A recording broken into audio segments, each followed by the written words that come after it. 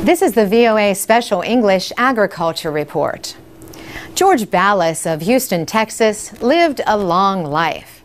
He was a businessman and property developer, a university lecturer and author, a dancer and dance studio owner whose son Corky and grandson Mark followed in his footsteps into the dance world. And Mr. Ballas was the inventor of the weed eater. The man who found an easier way for people to cut grass and weeds died in Houston on June 25th. He was 85 years old. George Ballas was born in Louisiana. He joined the military at 17. He served in World War II and the Korean War. After the military, he became a dance teacher and executive in the dance school industry. In the 1950s, he built a dance studio of his own in Houston. People called it the biggest in the world. Dance City, USA had 120 teachers. Mr. Ballas sold the studio in 1964. By the early 70s, he was on to the next big thing.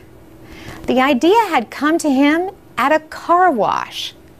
He watched the needle-like bristles of the brushes as they went round and round against his car. Could a similar idea be used to cut grass in places out of reach of someone pushing a lawnmower? To find out, he placed lengths of fishing line through holes in a tin can. He attached the can to the spinning part of a motorized grass edger.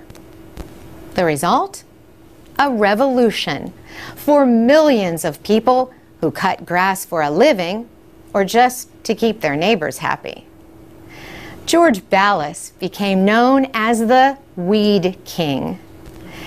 And he once told the Houston Chronicle, "A weed eater comes along once in a lifetime." His invention grew into a company which he later sold. Today, his idea lives on in a new generation of string trimmers and edgers that people often call weed whackers. The noise may not be the nicest, but neither is a loud mower. Trimmers work well in corners and along walls and fences. They also avoid the use of chemicals and the labor of pulling weeds by hand. Of course, in the wrong hands, a weed whacker can do damage like any other power tool.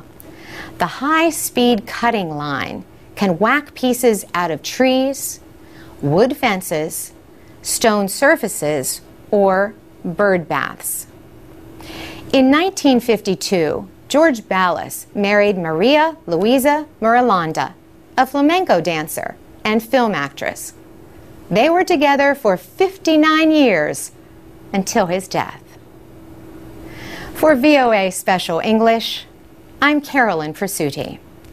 You can find Voice of America's daily news and information service for people learning English at voaspecialenglish.com.